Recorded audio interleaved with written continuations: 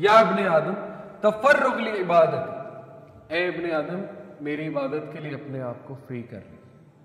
کیا ہے اس کا reward? Devote yourself to my worship I will fill your chest. کیا کروں گا؟ میں تیرے صدر کو، تیرے سینے کو غنی کر دوں گا، فلفل کر دوں گا، کنٹینٹمنٹ دے دوں گا، غنا دے دوں گا۔ غنا ایک بہت بڑا کنسیپٹ ہے، غنا ایک ریوارڈ ہے اللہ کی طرف سے جو نازل ہوتا ہے۔ غنا سے مراد ہے تو سیٹسفائی ہو جائے گا، پہلی بات۔ دوسری بات، اور ول ایلیویٹ یور پاورٹی، اور میں تیری غربت کو ختم کر دوں گا۔ یہ بہت ڈیپ باتیں اگر آپ اس پہ سوچیں کہ رسول اللہ صلی اللہ علیہ وسلم نے کہا کہ دجال جب آئے گا تو اس سے پہلے 3 سال گلوبل فیمن آئے گا، بہت بڑی قحط سالی آئے گی اس کے 3 سال پہلے۔ اللہ کے نبی صلی اللہ علیہ وسلم نے کہا کہ اس دور میں سبحان اللہ و بحمدہ سبحان اللہ العظیم کافی ہے تمہیں، یا غالباً سبحان اللہ والحمد للہ ولا الہ الا اللہ واللہ اکبر، اس میں مجھے تھوڑا سا ہے وہ، لیکن آپ چیک کر لیجئے گا ان میں سے کوئی ایک ذکر ہے۔ کہا یہ ذکر کافی ہے تمہارے لیے، کافی سے مراد ہے بھوک بھی ختم کر دے گا، رزق کی طرح۔ ایک صحابی آئے رسول اللہ صلی اللہ علیہ وسلم کے پاس، غربت کی شکایت کی، ان کو بھی یہی ذکر بتائے، ان میں سے غالباً سبحان اللہ و بحمدہ۔ کچھ عرصہ بعد وہ صحابی آئے، شکایت کہتے میری ختم ہو گئی۔ کیسے ختم ہوئی واللہ عالم، شاید لٹرلی ٹینجیبل رزق مل گیا، یا انہیں فلسفہ حیات سمجھ آ گیا اس ذکر سے، یا غنا مل گیا۔ بہت سی چیزیں ہوتی ہیں، ٹائم ویلتھ مل گئی، ہو سکتا ہے سوشل ویلتھ مل گئی، پتہ نہیں کیا مل گیا، بہرحال جو بھی تھا۔ لیکن یہ کنسیپٹس ہماری یوتھ کو پتہ ہونے چاہیے کہ ذکر اللہ قرآن مجید میں شفا ہے۔ ابھی ریسنٹلی ایک پینل ڈسکشن پہ میں تھا، وہاں پہ ایک بہت ماشاءاللہ ٹاپ لیول کی گورنمنٹ امپلائی آئی ہوئی تھی، انہوں نے اپنی بیٹے کی سٹوری سنائی، تھوڑی سی بات میں نے کی، میری بات کو کنٹینیو کیا انہوں نے کہا قرآن مجید کے شفا والے اثرات میں نے اپنے بیٹے پہ دیکھے۔ انہوں نے کہا میرا بیٹا، اس کو ایک ایسی بون کی ڈیزیز ہو گئی، وہ کھڑے نہیں ہوتے تھے صحیح سے، میں روتی تھی، بہت دکھ ہوتا تھا، اب ماشاءاللہ وہ کھڑا ہو جاتا ہے، کافی اسٹرینتھ آ گئی ہے، قرآن پڑھ کے، صرف قرآن پڑھ، علاج بھی چلا، لیکن یہ کہ قرآن بہت پڑھا اس نے، اور ہم نے قرآن انہیں بہت سنایا تھا، سورہ رحمان پرٹیکولرلی۔ تو اس میں کوئی دوسری رائے نہیں ہے کہ قرآن مجید جہاں پڑھا جاتا ہے اور جو قرآن کو بہت پڑھتا ہے تو اللہ اس کے میٹرز کو اس طرح سے سالو کرا رہا ہوتا ہے کہ وہ سوچ بھی نہیں سکتا۔ پتہ نہیں کہاں سے کوئی مددگار آ جاتا ہے اللہ کی طرف سے، اور وہ کہتا ہے اچھا تمہارا یہ کام میں کرا دوں، تمہارا یہ مسئلہ میں حل کرا دوں۔ اس لیے یہ توکل کی باتیں، یقین کی باتیں جو کہ اللہ نے گارنٹی دی کہ تو اپنے آپ کو میری عبادت کے لیے فارغ کر لے، باقی جو ہے وہ مسئلے جو ہے وہ حل ہو جائیں گے۔ ایک اور حدیث سے ثابت ہے، اللہ کے نبی صلی اللہ علیہ وسلم نے کہا کہ whoever is focused only on this world، مسئلہ ہے صرف ایک چیز کو پرائیورٹی بنانا۔ یہ منع نہیں ہے کہ اس کو پرائیورٹائز نہ کرو، لیکن لسٹ میں ذرا نیچے کرو۔ اللہ will confound his affairs، اللہ تعالیٰ اس کے افیئرس کو پھیلا دے گا، and make him fear poverty constantly۔ یہ غنا کا اپوزٹ ہے۔ غنا یہ ہے کہ ڈر کوئی نہیں، صحابہ کوئی ڈر نہیں، ادھر سے ادھر چلے گئے، کیا رزق تو لکھا ہوا۔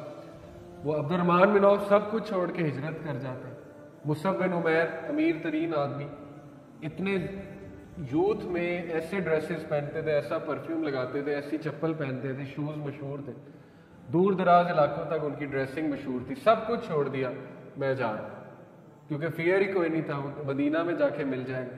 عبد الرحمن بن عوف کو کس کا اللہ کے نبی نے مساوات جب قائم کی، مساوات کہہ رہے ہیں جو بردرہڈ جو قائم کیا، اس میں کس کا پارٹنر بنا تھا؟ سعد بن عبیدہ کا، امیر ترین آدمی، سعد بن عبیدہ چیف تھے۔ سعد بن عبیدہ نے کہا عبد الرحمن ہاف آپ کا ہے، عبد الرحمن بن عوف نے کہا جزاک اللہ، مارکیٹ کا راستہ دکھا دیں، اور اس کے بعد عبد الرحمن بن عوف سعد بن عبیدہ کو بھی کراس کر گئے۔ بہرحال کوئی صحابہ نے ایکسیپٹ بھی کیا، کوئی حرج نہیں کسی کی ہیلپ کرنے میں، لیکن توکل کا وہ لیول کہ مجھے تو ملنا ہے، اور ملا۔ اور یاد رکھیں ہجرت میں پہلا سٹیپ، مسجد تو بنائی وہ الگ موضوع ہے، پہلا پریکٹیکل سٹیپ صحابہ کو وہاں بات کرنے کا تھا مارکیٹ کا راستہ دکھانا، اکنامک انڈیپینڈنس۔ ہم سیرت کو اس طرح غور ہی نہیں کرتے، تو دین دنیا جدا نہیں ہے۔ بہرحال and he will not get anything of this world except that which has been. اس کے دل میں ہر وقت ڈر ہوگا, یہ نہ چلا جائے, وہ نہ چلا جائے, یہ نہ ہو جائے, جاب نہ چلا جائے, ایسے نہ ہو جائے, ویسے نہ ہو جائے, کیونکہ غنا ہی نہیں ہے دل کے اندر, کانسیپٹ ٹھیک نہیں ہے, اور کچھ نہیں ملے گا سوائے کہ جو بس ملنا ہے. Whoever is focused on the hereafter, Allah will settle his affairs for him and make him feel content with his loss. Loss بھی ہوگا, اللہ غنا دے دے گا. And his provision and worldly gains will undoubtedly come to him. خود آئیں گے ان کی طرف. Again, ہاتھ پیر ہلانے, لیکن یہ ایک ریوارڈ ہے کہ یس, کنیکشن تمہیں مل جائے گا, اللہ کی طرف سے تمہارے بندوبست ہوتے جائیں گے. بندوبست اللہ نے کرنے, ہاتھ پیر جو ہے وہ تم نے ہلانے. تو یہ ثابت ہو گیا کہ اللہ ہی ہے جو رازق ہے, رزق دینے والا ہے, اللہ سب کچھ جانتا ہے. اللہ نے متعین کر دیا ہے 4 months پہلے, جب 4 months ہو جاتے ہیں بچے کو ماں کے پیٹ میں اینجل آتا ہے, 4 چیزیں لکھ دیتا ہے, اس کا رزق, اس کی عمر, موت کب آئے گی, اور یہ کہ یہ ریچڈ ہوگا کہ بلیسڈ ہوگا. یہ باتیں لکھی ہیں. لیکن اس کا یہ مطلب نہیں کہ آپ انکریج نہ ہو اللہ سے مانگنے پہ, بالکل مانگیں. یہ تو اللہ اپنی پاور بتا رہا ہے کہ مجھے پتہ ہے, یہ اللہ اپنی پاور بتا رہا ہے. یہ اللہ یہ نہیں کہہ رہا ہے کہ اب کچھ نہ کرو, سب کچھ تو لکھا ہوا ہے. نہیں, آپ اللہ سے مانگیں, انکریج ہو, کانفیڈنٹ ہو اللہ کے بارے میں کہ وہ میرا کل بھی جانتا ہے, شام بھی جانتا ہے, اس کو پتہ ہے کب غربت آنی ہے, اس کو پتہ ہے کب فراوانی آنی ہے. تو بس میں مانگتا جاؤں اللہ سے, پناہ مانگوں. اللہم انی اسألک العفو والعافیۃ فی الدنیا والآخرہ, صبح شام کے اذکار میں سے پڑھا کریں. عافیت مانگیں اللہ سے. کیوں نہیں دے گا اللہ تعالیٰ, بالکل دے گا, آپ کو پروٹیکٹ کرے گا, عافیت دے گا, فراوانی دے گا. آسانی مانگیں گے تو آسانی بھی دے گا اللہ تعالیٰ. باقی یہ کہ ٹیسٹ اور ٹرائل زندگی کا حصہ ہے. اور غنا مانگے اللہ سے, کنٹینٹمنٹ مانگے, ریچنس آف دی ہارٹ مانگے, تاکہ کبھی مشکل آئے تو بندہ اس میں بھی سیٹسفائی ہو. تو رزق بنانے کے طریقوں پہ بات کر لیتے ہیں. اچھا, مینز اور آؤٹ کمس. مینز کازز ڈکریڈ ہے, یہ ایک بڑا امپورٹنٹ پوائنٹ ہے. Not only did Allah decree the provision, but also decreed the asbab, causes and means as well. کیا مطلب ہے؟ ابن تیمیہ کہتے ہیں there is nothing in this world or in the hereafter without a cause, and Allah is the one who is the creator of the cause and the outcome as well. صرف یہ نہیں کہ رزق ڈکری ہے, بلکہ اس کے اسباب بھی ڈکریڈ ہیں. اسباب بھی اللہ نے بنا دیے ہیں, دکھا بھی دیے. وہ ابھی آگے آتے ہیں کہ وہ اسباب کیا ہے. اللہ says in the Quran, یہ الجمعہ ہے, verse number 10, فَإِذَا قُضِيَتِ الصَّلَاةُ فَانْتَشِرُوا فِي الْأَرْضِ وَابْتَغُوا مِنْ فَضْلِ اللَّهِ وَاذْكُرُوا اللَّهَ كَثِيرًا لَعَلَّكُمْ تُفْلِحُونَ.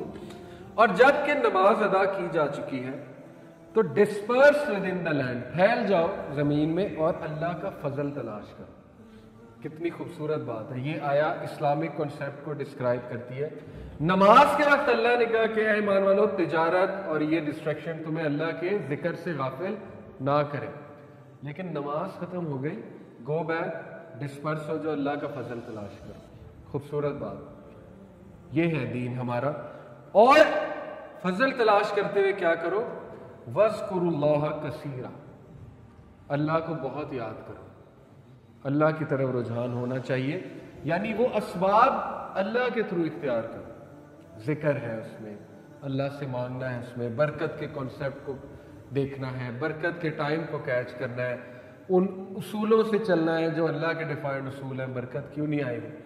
نبی صلی اللہ علیہ وسلم کے بتائے ہوئے اصولوں پہ چلنا ہے, صحابہ کے اصول اختیار کرنے ہیں, تاکہ تم لوگ سکسیسفل ہو سکو. بڑے بڑے انٹرپرینورز ہیں, اپنی انٹرپرینورشپ کر کے اپنی کمپنی بناتے ہیں. ان سے میری ریکویسٹ ہے اپنی کمپنی میں دروس کرائیں, پھر دیکھیں رزق بڑھے گا, برکت آئے گی. قرآن پڑھائیں اپنی کمپنی میں, قرآن کلاس رکھیں ویک میں. باؤنڈ کر دیں اپنے ان کو جو امپلائیز ہیں کہ سب سے پہلے آتے ہی کام قرآن پڑھنا ہے, چاہے 2 آیتیں پڑھنی, چاہے تم گناہ گار ہو, جو بھی ہو, کوئی مسئلہ نہیں, 5 منٹ قرآن پڑھ لو. دیکھیں رزق بڑھتا ہے کہ نہیں بڑھتا. تو ان سے, ان کے کنٹرول میں چیزیں ہیں, وہ کر سکتے ہیں اور انہیں کرنا چاہیے.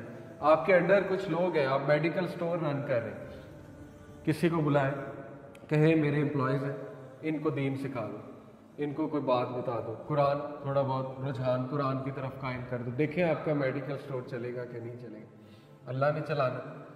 لیکن یہ کہ جب آپ اس نیت سے کھول رہے ہیں کوئی کمپنی کہ میرے جو امپلائیز ہیں, آپ نے گروسری سٹور کھولا, بڑے ڈرائی جابس ہیں, آپ کو پتہ ہے ان کے موڈ بڑے آف ہوتے ہیں ان بیچاروں کے, کیونکہ ایک وہ بس بیٹھے ہیں اور کر رہے ہیں, بل کاٹ رہے ہیں, یہ وہ, تو ڈرائی ہو جاتے ہیں. ان کو آپ یہ چیز دیں گے وہ موٹیویٹڈ بھی ہوں گے آپ کے ساتھ کام کرنے میں. جاب سیٹسفیکشن پوری ایک فیلڈ ہے سائیکالوجی میں. آپ کے نیچے لوگ ہیں, ان کو ویلیوبل چیزیں دیں, آپ کو کبھی نہیں چھوڑیں گے, چاہے انہیں آگے سے 2 گنا آفر ہو جائے. لیکن اگر آپ نہیں دیں گے, جیسے 2 گنا آفر